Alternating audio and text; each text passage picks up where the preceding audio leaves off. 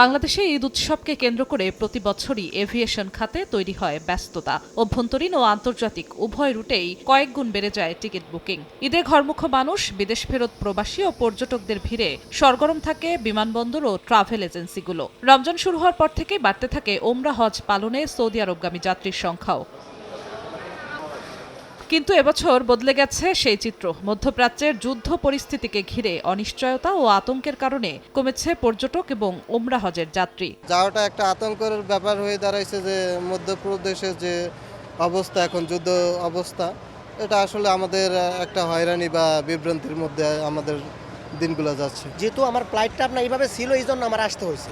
যদি এরকম যদি না হতো তাহলে আমি যাইতাম না। হায়াতের কথা তো বলা যায় না, এই জন্য যাচ্ছি আর কি। ট্যুর অপারেটরদের দাবি, সব মিলিয়ে এবছর যাত্রী কমেছে প্রায় ৭০%। যদি আমরা পার্সেন্টেজ বলি যে বরাবর যেই পার্সেন্টেজটা যায় এখন 70%ই কম, 30%-এর মতো যাচ্ছেন। তাও খুব সন্দেহ, শঙ্কা, আতঙ্কের মধ্যে সব যাত্রীরা থাকেন। পরিস্থিতি সামাল দিতে চাপের মুখে পড়ছে এয়ারলাইন্সগুলো। সবগুলো ফ্লাইটে ফুল ছিল, বাট এই যে সময়টা, এই সময়টার কারণে কিন্তু আমাদের যে স্বাভাবিকতা যেটা আছে সেটা কিন্তু আমাদের নষ্ট হয়ে গেছে। সব কিছু মিলে আমরা আসলে আর্থিকভাবে ক্ষতিগ্রস্ত হচ্ছি। তারপরে বলবো যে বিজনেসের বাইরে যেটা আসলে মানবিকতা বলেন, সামাজিক দায়বদ্ধতা বলেন, সেই জায়গা থেকে আমরা আসলে চেষ্টা করছি যাত্রীদেরকে একটা সার্ভিস প্রোভাইড করার জন্য। এদিকে একের পর এক ফ্লাইট বাতিলের চাপে আগামীতে এয়ারলাইন্সের টিকিটের দাম বৃদ্ধির শঙ্কা বিশেষজ্ঞদের। যুদ্ধ অবস্থার পরিপ্রেক্ষিতে এয়ারলাইনগুলোর এয়ারক্রাফটে যে আছে, ইন্স্যুরেন্স চার্জ আছে, সেইগুলো ইন্স্যুরেন্স কোম্পানিগুলো অলরেডি বাড়ানো শুরু করে দিয়েছে। এই যে খরচ বাড়ছে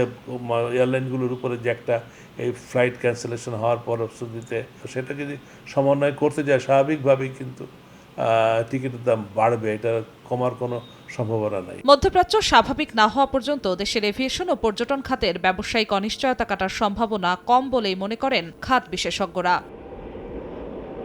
জিনাতারা জশোয়া, সময় সংবাদ, ঢাকা।